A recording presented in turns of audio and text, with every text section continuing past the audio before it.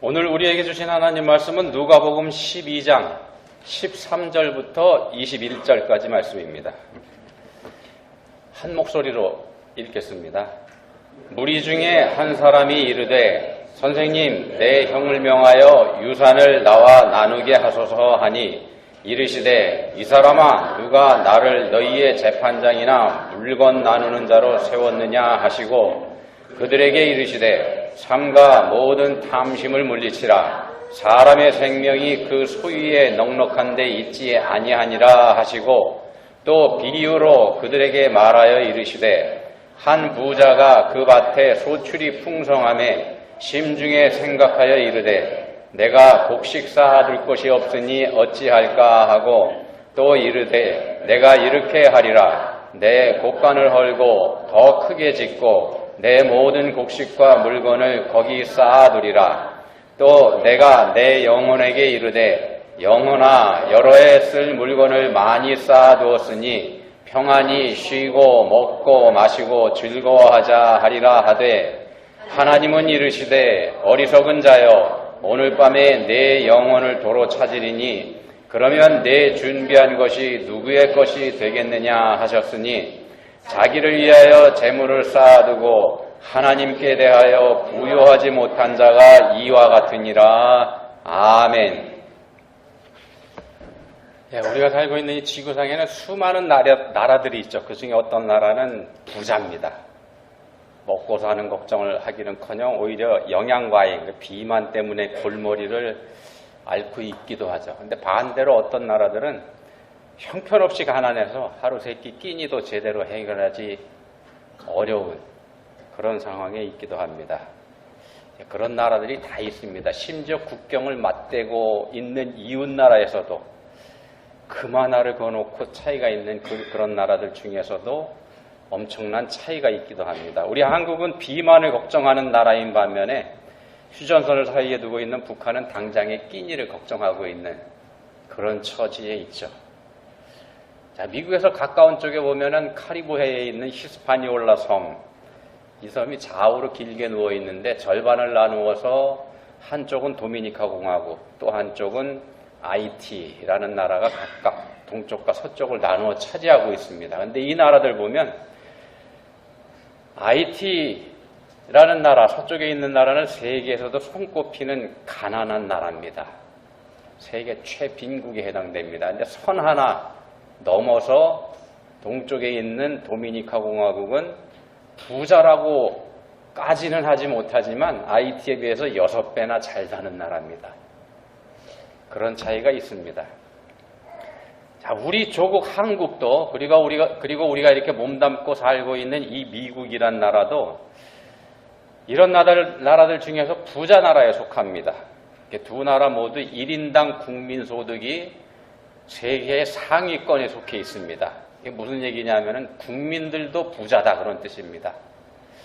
우리는 분명히 부자에 속하는 사람들이라는 겁니다. 부자의 기준을 어떻게 볼 것인가 하는 문제가 있긴 합니다만 전 세계 70억 인구를 놓고 이렇게 줄을 세워보면 우리는 적어도 상대적인 부자에 속하는 그런 사람들입니다. 우리가 다 부자들입니다. 근데 여기에 문제가 있습니다. 우리가 부자기 때문에 예수님께서 마태복음 19장 24절에서 이런 말씀하셨죠. 낙타가 바늘기로 들어가는 게 부자가 하나님 나라에 들어가는 것보다 쉽다. 낙타는 바늘기로 들어갈 수가 없습니다. 절대로 불가능합니다. 따라서 부자는 천국에 들어갈 수 없다 그런 뜻이 됩니다. 부자가 천국 들어가는 것보다 낙타가 바늘기 통과하는 게 쉽다고 하셨으니까. 자, 우리가 다 부자라고 한다면요, 우린 천국에 들어갈 수 없다 그런 말이 됩니다. 우리가 천국에 들어갈 수 없다 그러면 우리는 어디로 가게 될까요? 이런 말씀 드려도 하나도 감동 안 되죠. 걱정 안 되시죠? 자, 본문에 부자가 등장합니다. 열심히 일해서 재산을 많이 불린 그런 사람입니다. 열심히 일해서 불린 사람입니다. 불이하게 모은 그런 재산 아닙니다. 그럼에도 불구하고 예수님께서는 이 사람을 향해서 본문 20절에서 이렇게 말씀합니다. 어리석은 자여. 열심히 일해서 재산을 늘린 사람이라 그러면 세상에서 보면 이거 지혜로운 사람입니다. 그런 사람을 어리석다 이렇게 얘기하면 오히려 그렇게 말하는 사람을 어리석은 사람이라고 조롱하는 게 이 세상의 시각입니다. 예수님께서 이 사람을 향해서 어리석은 사람 이렇게 말씀하신 건 세상적인 시각으로 보신 게 아니고 영적인 문제하고 연결 지어서 그렇게 말씀을 하신 거죠. 하나님께서 이렇게 말씀하신다 그럽니다. 오늘 밤에 내 영혼을 도로 찾으리니 그러면 내 준비한 것이 누구의 것이 되겠느냐.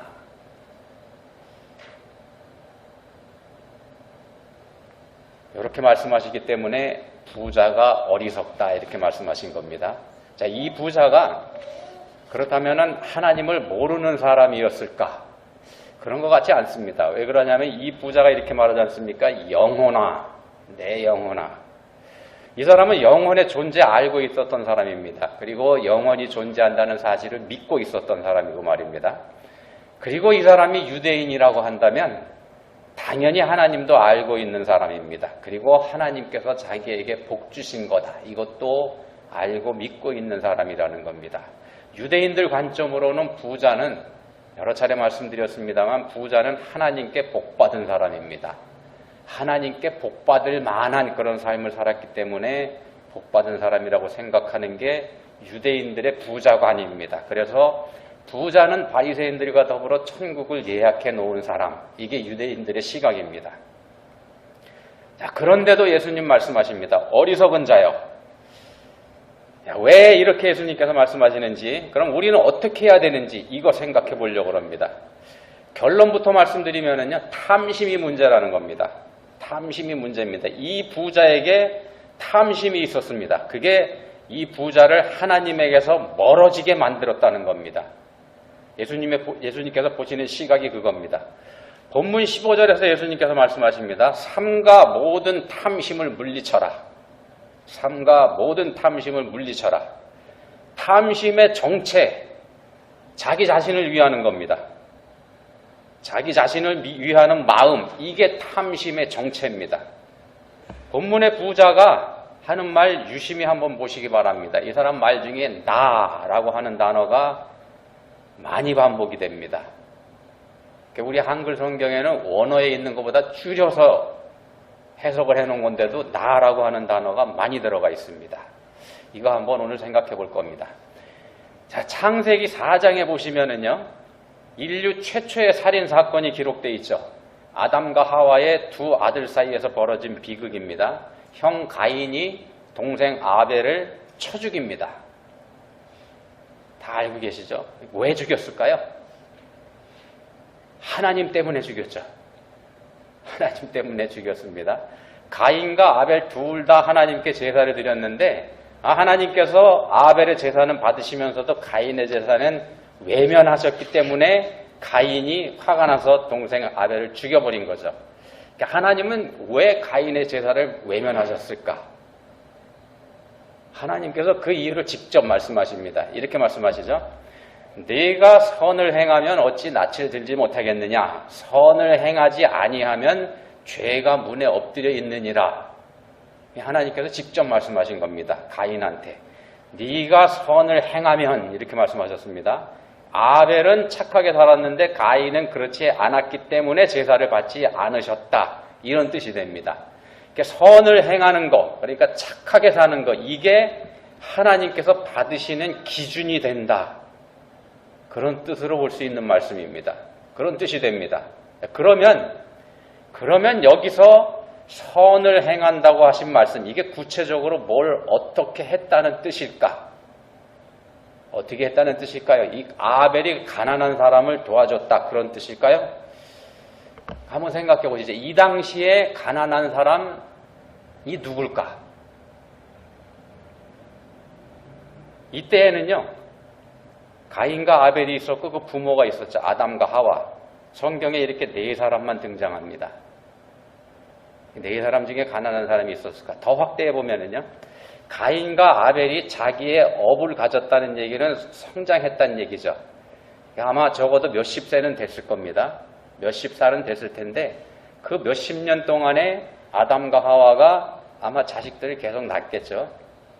900 몇십 살 사는 동안 자식을 낳았다 이렇게 돼 있으니까는요.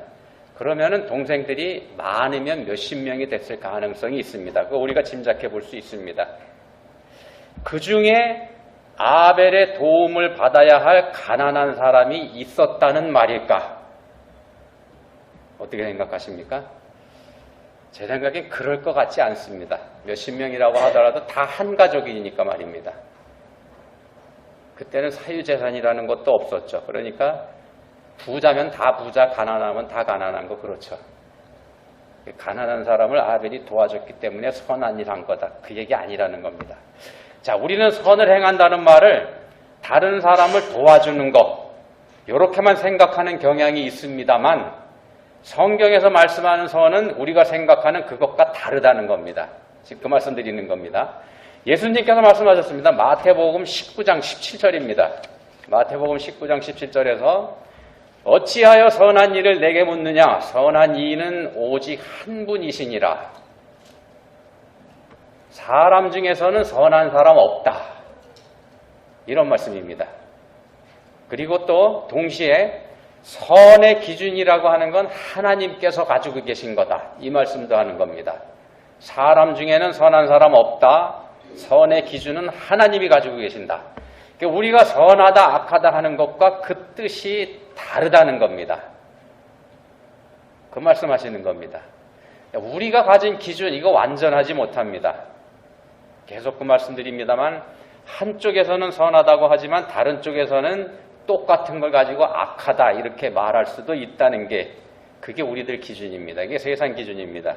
예를 들면 이런 겁니다. 요즘 우리가 보기에 천하의 나쁜 사람 일본의 아베입니다. 그리고 그 옆에서 아베를 돕는 사람들, 이 사람들 천하의 나쁜 사람들이죠. 우리가 보기엔 일본 사람들은 그 사람들한테 환호합니다.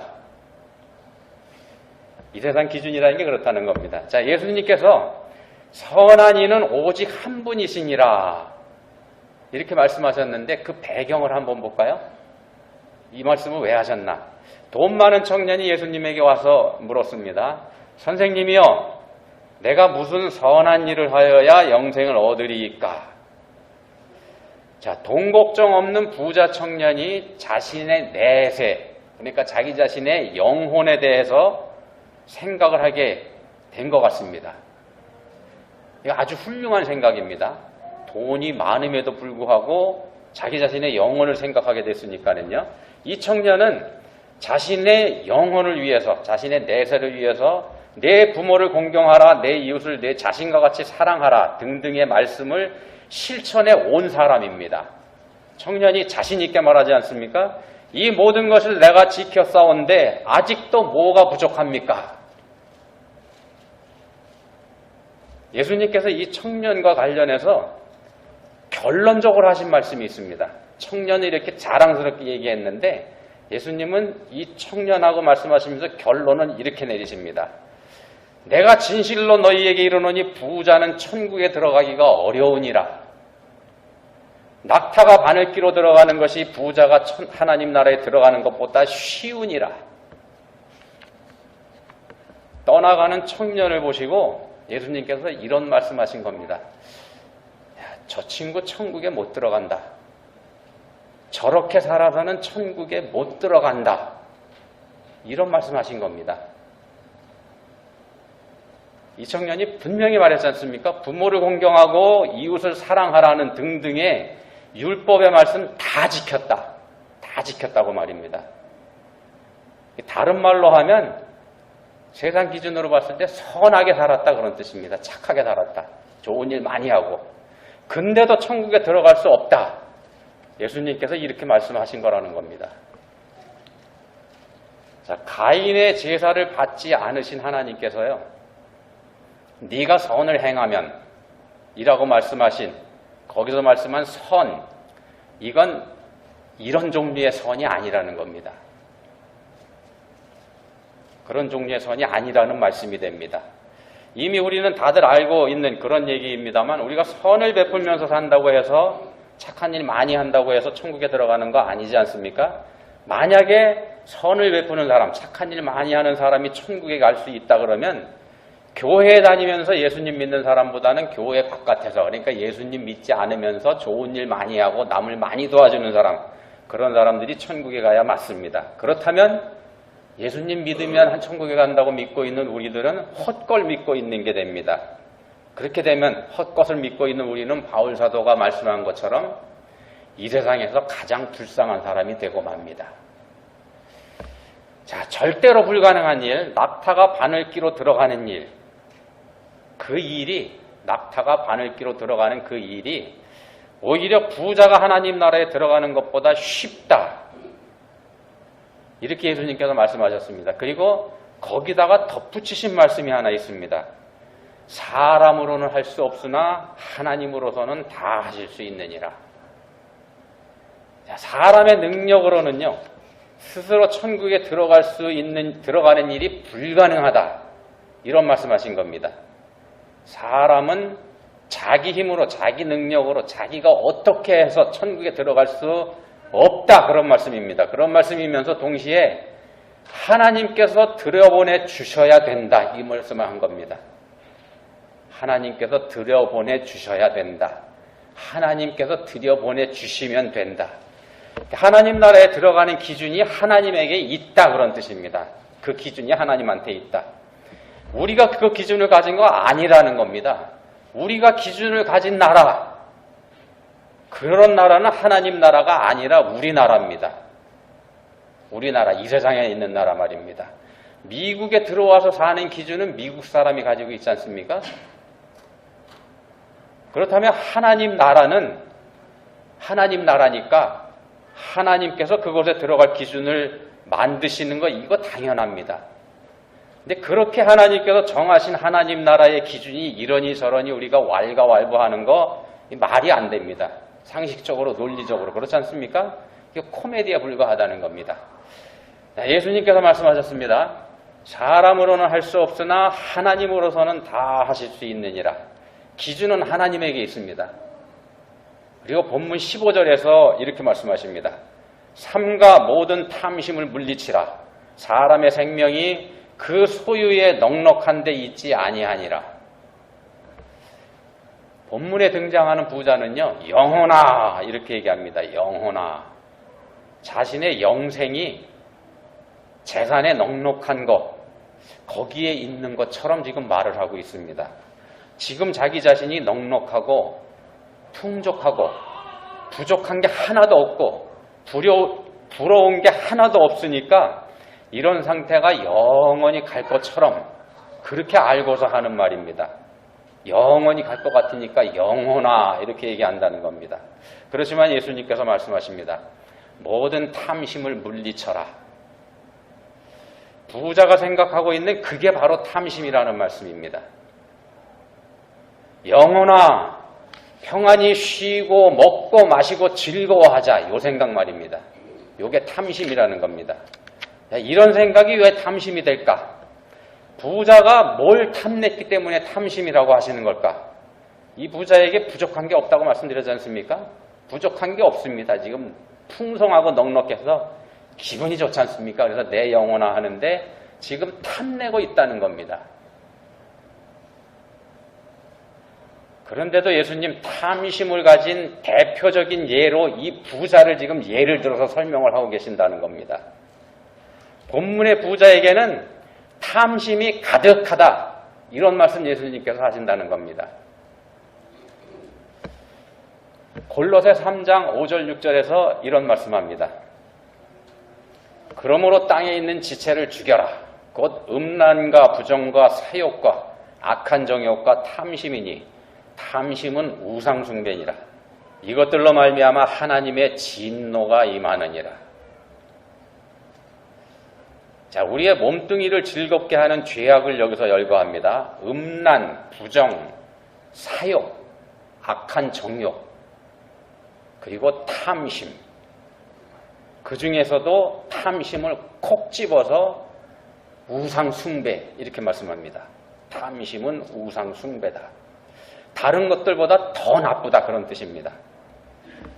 우리는 이 탐심이라고 하는 거 마음이지 않습니까? 탐심, 마음 심자죠.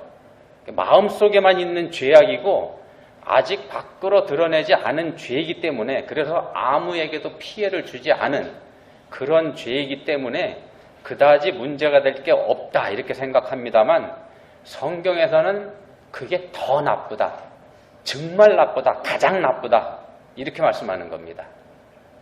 마음속에 있는 건데 말입니다. 여러분 10계명의 마지막 계명 기억하십니까? 뭔지? 탐내지 말랍니다. 출애굽기 20장 17절에서 이렇게 말씀합니다. 10번째 계명을 말씀하는 겁니다. 내 이웃의 집을 탐내지 말라. 내 이웃의 아내나 그의 남종이나 그의 여종이나 그의 소나 그의 낙이나 무릇 내 이웃의 소유를 탐내지 말라. 탐내지 말라, 즉 탐심을 품지 말라. 이게 10번째 계명입니다. 탐심은 우상숭배이기 때문에 그렇습니다. 이웃의 집이 우상이 되고 이웃의 아내가 우상이 되고 이웃이 가진 것들이 우상이 됩니다. 우리는 생각합니다. 그게 무슨 우상까지 될까? 그렇지만 예수님께서 마태복음 6장 21절에서 말씀하셨습니다. 내 보물이 있는 그곳에는 내 마음도 있느니라. 우리의 보물이 있는 그곳에 우리의 마음이 가 있다는 겁니다. 이거 바꿔 말하면은요, 우리의 마음이 가 있는 그곳에 우리 보물이 있다는 겁니다. 우리 보물이 거기 있습니다. 우리 마음이 가 있는데. 똑같은 말씀이지 않습니까? 그럼 한번 보십시오. 본문의 부자의 마음이 가 있는 곳 어디입니까? 자신의 재물에 가 있습니다. 풍성한 소출, 쌓아둔 곡식, 여러 해 쓸 물건, 여기에 이 부자의 마음이 가 있습니다. 그게 바로 이 부자의 우상이라는 말씀입니다. 우상이라는 게 뭡니까? 섬기는 신입니다. 하나님 대신에. 하나님 대신에 섬기는 신, 이게 우상입니다. 본문의 부자는 나라고 하는 단어를 유난히 많이 사용하고 있다고 앞에 말씀드렸습니다. 자기가 자기 자신의 우상이 돼 있는 겁니다. 나라고 하는 말을 많이 쓴다는 건 자기가 자기 자신의 우상이 돼 있는 겁니다. 근데 아닙니다. 근데 그게 아니고 지금 이 순간 이 부자의 진짜 우상은 넉넉한 재물이라는 겁니다. 자기가 아니고 말입니다. 한번 생각해 보십시오. 이 장면에서 만약에 이 부자의 이 많은 재물이 한순간에 다 사라져 버린다면 어떻게 될까? 욥이 겪었던 것처럼 말입니다. 그럼 그때에도 이 부자가 나라는 말을 본문처럼 이렇게 반복할 수 있을까요? 틀림없이 하늘이 무너졌다 이렇게 생각을 할 겁니다. 하늘이 무너졌다. 무슨 뜻인가 하면요, 결국 이 부자가 재물을 의지하고 있다 그런 뜻이 됩니다. 바꿔 말씀드리면 재물을 섬기고 있다는 겁니다. 재물이 이 부자의 우상이 돼 있다는 겁니다. 가인이 동생 아벨을 죽여버린 이유도 결국 탐심 때문입니다. 그것도 탐심 때문입니다. 동생의 제사는 받으시고 자신의 제사는 받지 않으시는 하나님께 가인이 왜 화가 났을까요? 경쟁심입니다. 경쟁심. 동생보다 자기가 더 나아야지 된다는 그런 생각을 가지고 있는데 그게 뒤집히니까 참지 못한 거죠. 십계명에서 탐심을 갖지 말라고 하면서 제시한 것들, 이웃이 가지고 있는 것들이지 않습니까? 탐심을 갖지 말라. 이웃이 가지고 있는 것들에 탐심을 갖지 말라 이렇게 말씀했습니다. 자신이 그 이웃보다 더 나아야 한다는 마음에서 나오는 게 곧 탐심이라는 뜻이라는 겁니다. 바꿔 말씀드리면 이웃을 사랑하지 않기 때문에 탐심을 갖게 됩니다. 저 사람 거 내가 갖고 싶다 이렇게 말입니다. 내가 그보다 더 나아야 한다 이런 생각을 갖는 거죠. 내가 저 사람보다 더 나아야 돼 이 생각은 내가 저 사람 사랑하지 않고 있다 이런 증거라는 겁니다. 근데 그처럼 이웃을 사랑하지 않는다는 거는요, 그 이웃을 사랑하라고 말씀하신 하나님, 그러면서 그 이웃을 사랑하고 계시는 그 하나님, 내가 사랑한다고 하는 하나님, 그 사랑에도, 하나님 사랑에도 문제가 있다는 겁니다. 하나님께서 이웃 사랑해라. 내가 그 사람 사랑한다. 이렇게 말씀하셨습니다. 근데 나는 사랑하지 않습니다. 그러면서 나는 하나님 사랑한다 그럽니다. 이거 문제가 있다는 겁니다. 탐심이 모든 걸 다 망가뜨려 버린 범인이라는 말씀을 드리고 있는 겁니다. 10계명이 첫 번째 계명은 이겁니다. 너는 나 외에는 다른 신들을 내게 두지 말라. 그리고 마지막 계명은 말씀드린 것처럼 탐내지 말랍니다. 첫 번째 나 외에는 다른 신들 내게 두지 말라. 우상 숭배하지 말라죠. 10번째 탐내지 말라. 우상 숭배하지 말라. 똑같은 말씀입니다. 처음부터 끝까지 10계명에서 하는 말씀 우상 숭배하지 말랍니다. 탐심이 곧 우상 숭배입니다. 내가 사랑해야 되는 대상보다 내가 원하는 게 더 크면 그게 우상 숭배입니다. 내가 사랑해줘야 될 대상이 있습니다. 근데 내가 원하는 게 있습니다. 사랑해야 될 대상보다 그 원하는 게 더 크면 이게 우상이라는 겁니다. 사랑해야 될 대상이 가지고 있는 그게 내가 원하는 거라면 그 이웃이 가지고 있는 거 내가 가져와야 되겠다 하면 이게 우상이 된다는 겁니다. 우리가 굳이 하나님보다 더 사랑하는 게 우상이다 이렇게 생각할 필요도 없다는 겁니다. 그렇게 기준을 놓고 보면 분명해진다는 겁니다. 내 이웃보다 더 중요한 게 있으면 그게 우상입니다. 우리한테 우상입니다. 이웃보다 그 이웃의 소유가 내 눈에 들어올 때 우리는 우상 숭배에 빠진 거라는 말씀입니다. 자, 그러면 우리가 어떻게 하면은 이 탐심을 가지지 않을 수 있을까? 예를 하나 들어드리겠습니다. 아주 쉬운 예입니다. 한번 잘 들어보십시오. 어떤 사람이 자살하기로 결심을 했습니다. 결정을 했습니다. 고민하다가. 그리고 마지막으로 그냥 목사님 찾아가서 상담을 한번 합니다. 목사님, 제가 자살을 결심했습니다. 마지막으로 그냥 예의도 있고 그러니까 목사님한테 말씀드리러 왔습니다. 일종의 통보하러 왔다는 겁니다. 그 이유를 쭉 설명을 합니다. 사업에 실패했습니다. 실패했으니까 당연히 경제적으로 어렵죠. 그 고통을 지금까지 겪은 것 쭉 얘기합니다. 그것 때문에 가정도 무너졌습니다. 배신하고 등을 돌린 사람들이 부지기수입니다. 건강도 망가졌습니다. 이 모든 것들 때문에 자신의 삶이 얼마나 어려운지, 그리고 정신적인 고통은 얼마나 극심한지, 건강은 어떻게 망가졌고 내가 아무리 그동안에 노력을 해봤는데 아무것도 되지 않고 소망은 하나도 보이지 않고 제가 택할 수 있는 방법은 죽는 것밖에 없습니다. 그래서 쭉 설명을 합니다. 자살해야 되는 이유에 대해서. 자, 그 말을 다 들어본 목사님이 그분의 얘기 들어보니까 뭐 하나도 반박할 게 없습니다. 그동안에 옆에서 지켜봐왔고 하나도 반박할 게 없습니다. 목사님도 할 얘기가 없습니다. 한동안 말을 잊지 못하다가 이렇게 얘기했습니다. 목사님이 아유, 말씀 들어보니까 충분한 이유가 있으십니다. 누구라도 그 입장이라 그러면은 자살하지 않을 수가 없겠습니다.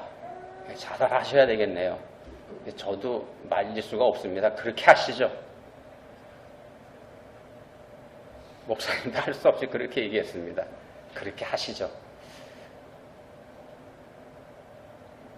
얘기하는 사람도 좀 이상하죠? 침묵이 흐르다가 목사님 한마디 더 붙입니다. 뭐라고 얘기했냐면요, 이 목사님이. 근데 자살하기 전에 괜찮으시면 나 좀 한번 도와주고 죽으시면 안 될까요? 이 목사님은요, 집을 져서 없는 사람들에게 나눠주는 그런 봉사를 하는 분이었습니다. 그 일 잠깐 도와달라는 겁니다. 이 사람이 생각을 합니다. 기왕 죽을 건데 죽기 전에 좋은 일 좀 하고 죽는 거, 이거 나쁠 수 없겠다. 나쁠 거 없겠다. 이렇게 생각을 합니다. 그러고 목사님의 부탁을 그럽시다 하고 받아들입니다. 나중에 이 사람이 이런 고백을 하게 됩니다. 그때 만약에 목사님이 돈이나 집이나 뭐 이런 걸 가지고 날 도와주셨더라면 나는 결국 자살하고 말았을 겁니다. 근데 목사님이 오히려 나한테 도움을 청했기 때문에 내가 살게 됐습니다. 탐심을 버리는 방법은요, 나 대신에 남을 생각하는 겁니다. 나 대신에 남을 생각하는 것, 그게 탐심을 버리는 방법입니다. 그렇지만 우리 스스로는, 우리 힘으로는 그렇게 하지 못합니다.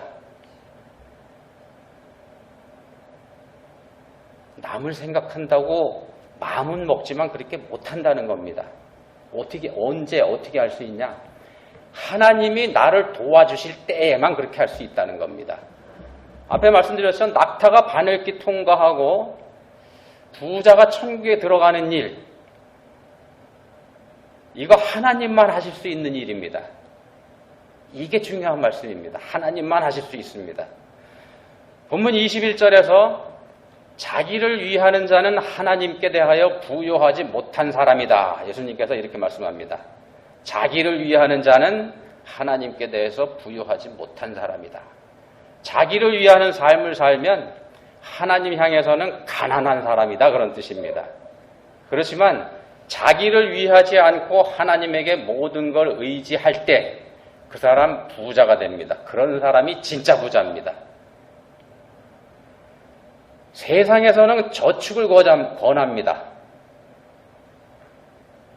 벌어 쌓고 모으라 그럽니다. 그렇지만 하나님께서는 오히려 해쳐 나눠라 이렇게 말씀합니다. 쌓지 말고 나눠라. 일용할 양식을 해결해 주시는 분은 하나님이시다. 이 사실 믿어라 그런 뜻입니다. 하늘에서 만나 내려주실 때도 정확하게 하루치만 챙기게 그렇게 만들어 놓으셨습니다. 남겨두면 썩어서 벌레가 먹게 만드셨던 게 하나님이 하시는 방법입니다. 하나님께서 우리에게 원하시는 건 일용할 양식을 날마다 하나님에게 구하는 겁니다. 주기도문에 말씀하지 않습니까? 일용할 양식을 달라고 구하라고. 매일매일 하나님 바라봐라 그런 뜻입니다. 우리가 창고에 양식을 가득 쌓아두고 있는 한, 그렇게 사는 한 우리는 그 양식이 바닥날 때까지 하나님 찾지 않기 때문에 그렇습니다. 그동안에 우리는 한없이 교만해집니다. 그걸 우리에게 주신 하나님 까맣게 잊어먹어버리기 때문에 그렇습니다. 창고에 양식이 떨어질 일이 없는 부자, 그런 부자는 그래서 소망이 없습니다. 내 삶의 주인은 나 자신이다. 우리 이렇게 생각합니다. 내 삶의 주인 나 자신입니다. 뭐 틀린 말 아닙니다. 그렇지만 그 나 자신의 주인은 내가 아니고 우리 하나님이시라는 겁니다. 이거 여러분 잊지 마시기 바랍니다. 기도하시겠습니다. 하나님 아버지, 하나님께서 저희에게 어리석은 자여 라고 하시는 말씀 오늘 저희가 들었습니다. 그렇지만 그런 말씀 들어도 저희 마음에 감동이 별로 없습니다. 저희에게 주시는 말씀으로 들리지도 않기도 합니다. 그냥 저희 마음속에 여전히 탐심이 있기 때문에 그런 줄 압니다. 저희의 마음이 완악하기 때문에 그런 줄 저희가 또 압니다. 그럼에도 고치지 못하는 게 저희들이라는 거 고백합니다. 저희를 불쌍히 여겨주십시오. 이제는 저희의 진짜 주인 되신 하나님 바라보면서 날마다 하나님 앞에서 살게 해주시기 원합니다. 저희를 도와주십시오. 예수님 이름으로 기도합니다. 아멘.